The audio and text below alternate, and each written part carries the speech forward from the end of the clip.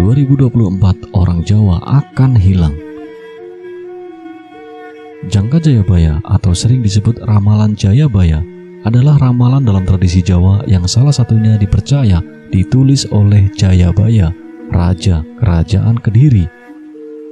Raja Jayabaya pemimpin Kerajaan Kediri yang berjaya pada tahun 1135 hingga 1157. Ia merupakan keturunan dari Prabu Airlangga. Jayabaya dikenal sebagai sosok yang kerap kali membuat prediksi masa depan. Terdapat salah satu ramalan Jayabaya yang menerawang tentang kejadian yang bisa benar terjadi di masa depan. Salah satu ramalan tentang masa depan dari para orang Jawa yang belum terjadi hingga saat ini adalah Wong Jowo Kari Separo, atau juga bisa diartikan sebagai orang Jawa tinggal setengah. Secara harfiah, populasi orang Jawa memang bisa saja berkurang akibat berbagai macam faktor yang ada di muka bumi ini.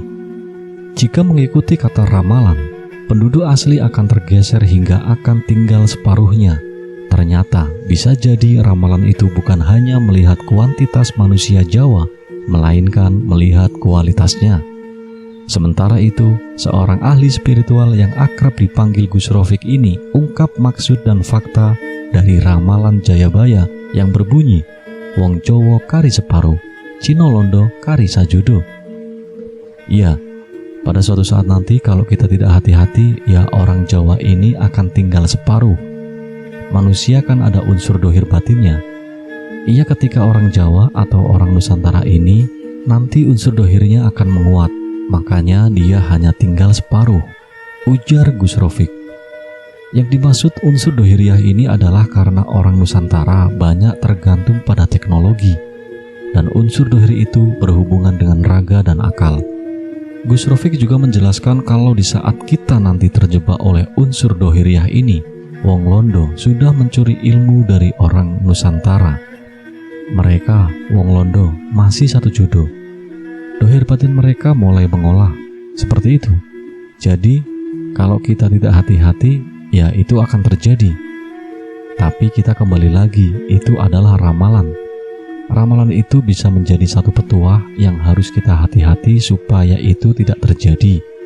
Atau memang ramalan itu bakal terjadi nanti, ungkap Gus Rofik. Jadi Wong Jowo Kari Separo itu hilang separuh. Jadi yang hilang unsur batiniahnya yang selalu dekat dengan Tuhan.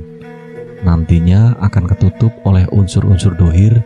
Akhirnya ya tinggal separuh karena hilang separuh dari itu tadi, ujar Gus Rofik. Gus Rofik menjelaskan kalau yang hilang tinggal separuh itu bukan penduduk atau orang-orang di Nusantara ini. Makna dari ungkapan tersebut ialah orang Jawa ilmu kejawaannya tinggal separuh, tidak lagi lengkap. Bukti budaya, banyak orang Jawa suka mengenakan blangkon, berbaju surjan, tetapi bercelana panjang dan beralas kaki sepatu olahraga tanpa aksesoris keris. Wong wadon ilang wirange atau wanita hilang rasa malunya. Jika Prabu Jayabaya, Ronggo Warsito, dan Sunan Kalijogo diizinkan reinkarnasi, mungkin beliau-beliau akan menangis melihat perilaku sehari-hari rakyat negerinya. Suluknya ternyata benar, ramalannya tepat semua. Di sana-sini banyak wanita yang hilang rasa malunya, tetapi uniknya justru menjadi tren dan gaya hidup. Lihat saja, dalam dinamika sosial justru yang ngetren adalah tinggi-tinggian. Apa saja, entah tinggi-tinggian ilmu, gedung, kekayaan, pangkat, tinggi-tinggian gelar sosial, akademis, dan lain sebagainya. Namun, yang akan kita bahas terkait suluk di atas adalah tinggi-tinggian celana. Secara fungsi celana itu sarana untuk menutupi aurat. Jika dikenakan kaum hawa atau wanita disebut rok, atau boleh juga disebut jilbab.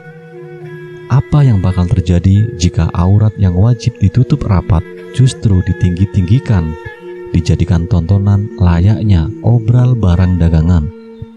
Ketika aib rumah tangga yang harusnya disembunyikan justru menjadi konsumsi publik, dijadikan program acara yang menarik di media sosial dan elektronik. Pada gilirannya, masalah kawin cerai, perselingkuhan, dan lain-lain di kalangan tertentu dianggap gaya hidup lalu ditiru banyak orang. Ketika lari kembali ke ulama agama, mungkin hanya pura-pura saja. Bunyi zikir atau wirid yang afdol bagi mereka adalah Masya Allah, Masya Allah, sambil Pak Kiai bingung, geleng-geleng kepala mengintip aurat santri-santrinya.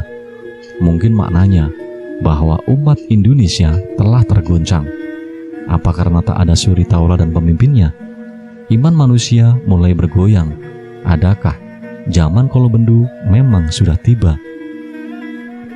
Banyak pula orang Jawa yang tidak bisa membedakan antara kerata basa atau jarwo dosok, wangsalan, paribasan, dan falsafah. Filosofi angka dalam bahasa Jawa sebenarnya jarwo dosok atau yang lazim disebut kerata basa. Tetapi karena ilmu kejawennya tinggal separuh, maka disebutlah itu filosofi angka. Suatu contoh, penyebutan angka 11 atau 11, rolas sampai 19 menggambarkan bahwa anak pada usia tersebut sudah mulai mengenal welas atau kasih sayang, cinta lawan jenis. Penyebutan angka selikur atau 21 diartikan sebagai linggih kursi. Usia selikur dianggap bahwa seumuran itu manusia sudah punya kedudukan atau pekerjaan. Berikutnya penyebutan angka selawe atau 25 diartikan sebagai seneng lanang wedok, yang maknanya insan umur selawe saatnya berjodoh.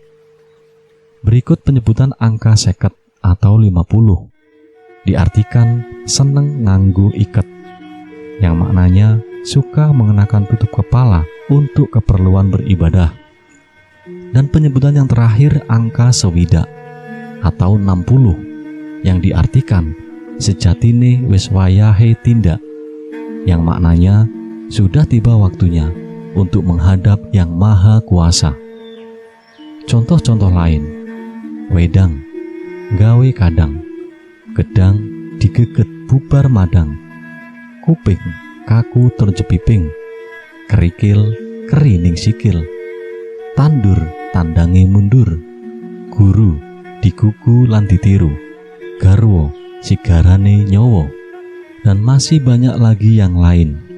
Karena ilmu kejawennya tinggal separuh, maka jarwo dosok dianggap ajaran filsafat.